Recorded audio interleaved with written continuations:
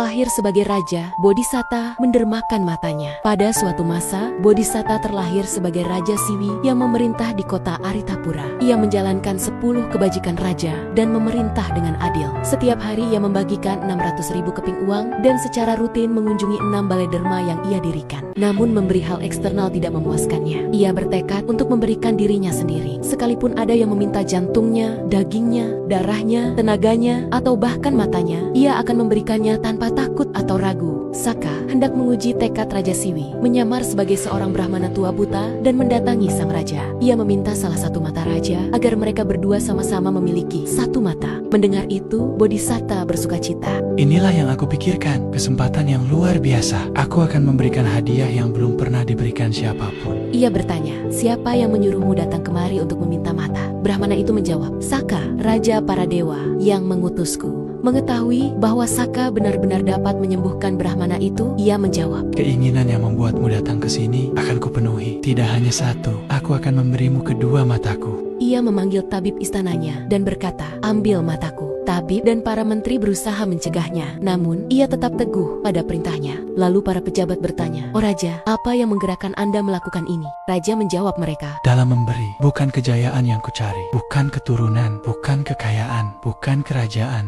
untuk dikuasai. Inilah jalan lama yang baik dari orang-orang suci. Jiwaku terpikat pada kebajikan memberi. Raja Siwi meminta tabib untuk mencukil satu matanya. Sambil menahan sakit, Bodhisatta mengungkapkan aspirasinya untuk merealisasi Bodhi, lalu menyerahkan mata itu kepada Brahmana. Brahmana itu meletakkannya di rongga matanya sendiri. Mata itu pun tetap melekat oleh kekuatannya. Saat Bodhisatta melihat mata yang ia berikan terpasang pada Brahmana, ia diliputi sukacita yang besar. Dan ia pun memberikan mata satunya lagi. Saka menerima dan memasangnya di matanya, lalu pergi meninggalkan istana. Setelah tinggal di istana beberapa hari, sang Bodhisatta berpikir bahwa seorang buta tidak layak memerintah. Maka ia menyerahkan kerajaannya kepada para pejabat dan menjadi seorang petapa. Kemudian, Saka turun menemuinya. Ia berkata, "Wahai Raja, aku tidak mampu membuatmu melihat kembali. Engkau hanya dapat melihat dengan kekuatan kebenaranmu. Buatlah pernyataan kebenaran." Sang Raja kemudian mengucapkan, siapa saja yang datang meminta dariku, ia adalah orang yang terhormat di hatiku.